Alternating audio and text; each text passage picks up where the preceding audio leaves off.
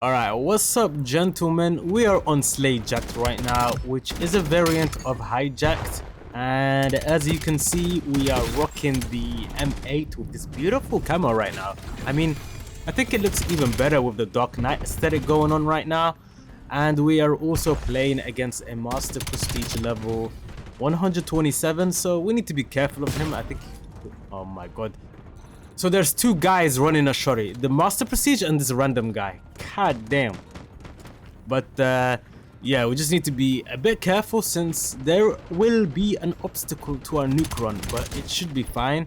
I'm a little warmed up right now as well, so that's good. But guys, I've got a really interesting topic to talk about. There he is. Fucking rat. Disgusting, filthy, smelly, disgusting cunt. But guys, I've got a really interesting topic to talk about. This is gonna take me back to my history classes, and I hated history when I was in school. It was so dead, man. It was so boring. But I'm gonna make it a bit interesting for you guys, and it's about Coco Chanel.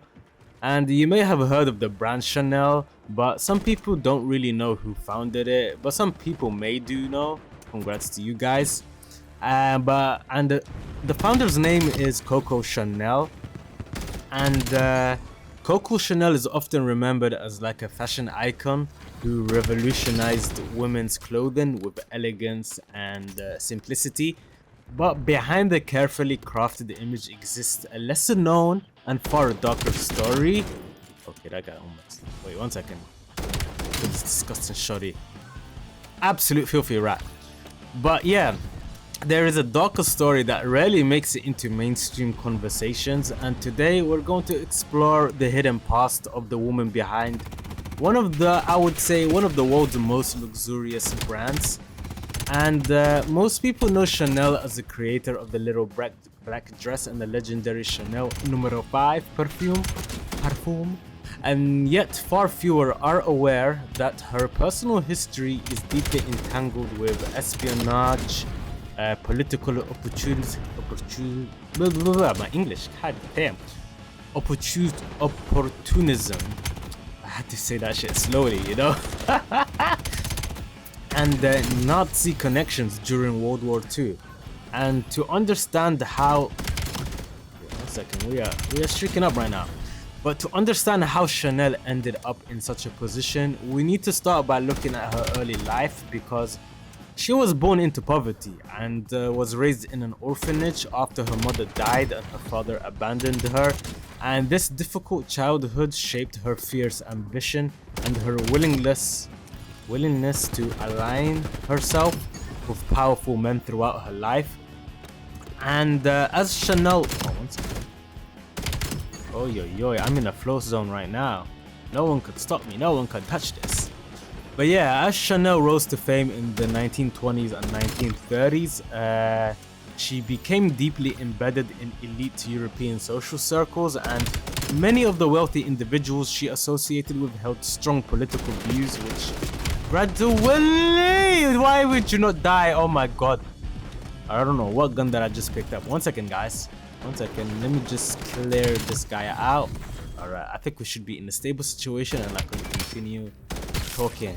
Okay, wait, calling that B-side because we definitely need it. Is this guy? No, he's upstairs. Okay, but yeah,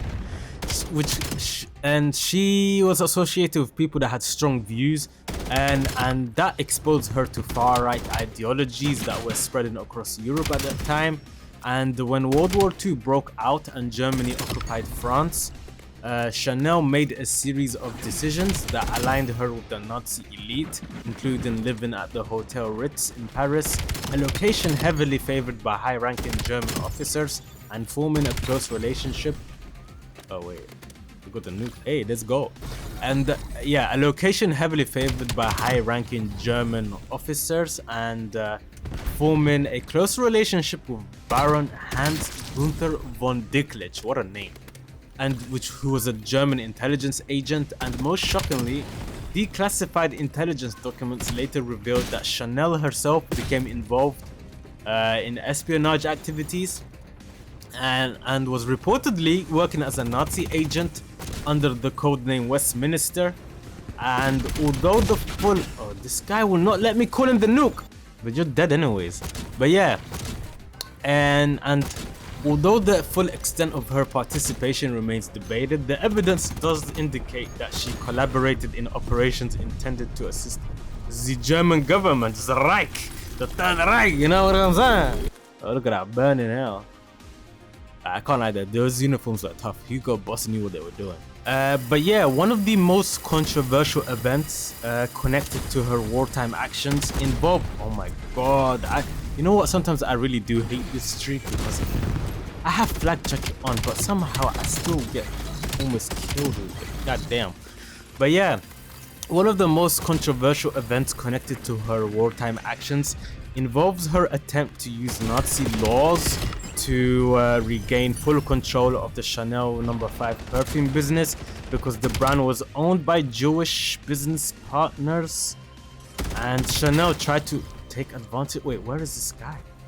Wait, what? Isn't he not on top there? Wait, let's call this a shit in. 1 second, guys, before I continue the commentary. This is entertaining because where is this guy? Is he invisible? Is it the dead body? Wait, I can finish. Wait, hold on. What the fuck? Wait, what the fuck? Am I fighting a ghost? What? Bro, is he doing the invisible glitch? What is going on right now? I am so lost right now. What the hell? This game is so bugged. But yeah, and because the brand, oh my lord, well, 1 second, let me jump over this guy. I know that, sorry. It's so intense right now. It's very hot, very chaotic action. Oh, what the fuck? What is going on right now? I don't even have time to fucking do my commentary. Like, what the hell? And he just spawned right there. And where are you coming from, you absolutely doggedy raggedy ass Okay, you know what? Calm down, Zeta. I literally got them in a spawn trap right now.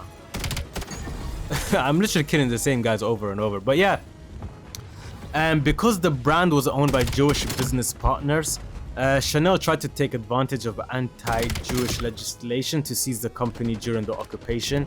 And after the war, Chanel faced questioning by French authorities for her involvement with German intelligence, but she was never formally charged.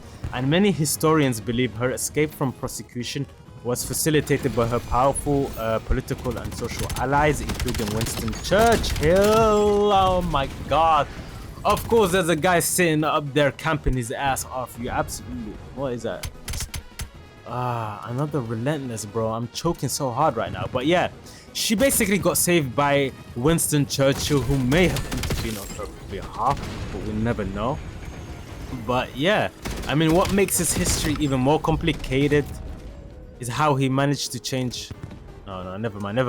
But yeah, guys, I mean, what makes his history even more complicated is how she managed to change her public image in the years after the war, relaunching her fashion empire in the 50s and becoming celebrated all over again, while the darker parts of her wartime story were largely buried or forgotten by the public. And that, gentlemen, is also why I've never bought a Chanel in my life, or for someone, or maybe I'm just too broke, you know. But yeah, I hope you guys enjoyed that little history lesson. You let me know if you want me to do more research on other characters, or if you want me to go into more detail. But that was really short. I didn't even do a lot of research. I mean, I did do some research, of course, but not as detailed as someone that would do like a 1 hour, 2 hour documentary video, you know. I'm just keeping it light. I'm just giving you guys the most basic, simple points. But yeah, okay. But apparently, you know, there's an old saying, when it rains, it pours.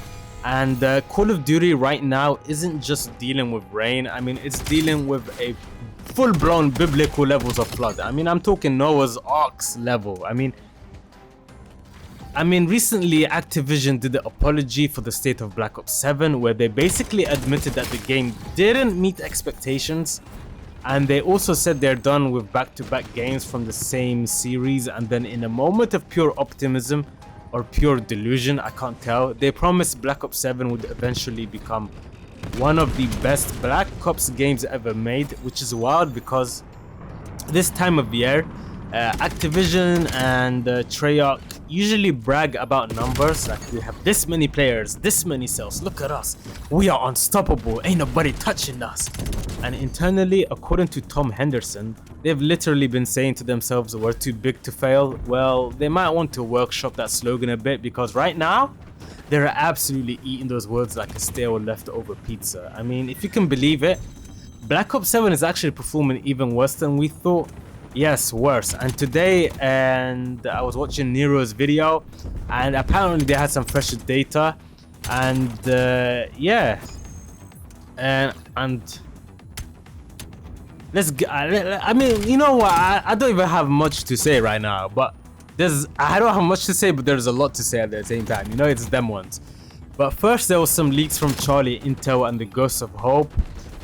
Charlie and Intel reported that Black Ops 7's player count is much lower than Black Ops 6 and Modern Warfare 3 during the first few weeks after launch as well. And if you remember those launches, that statement is basically saying, yeah, the ship was already sinking, but now we found a trapdoor that leads to a basement, and that's full of water too. I mean, Black Ops 6 was rough, Modern Warfare 3 even rougher, and apparently BO7 looked at those two disasters and said, hold my beer.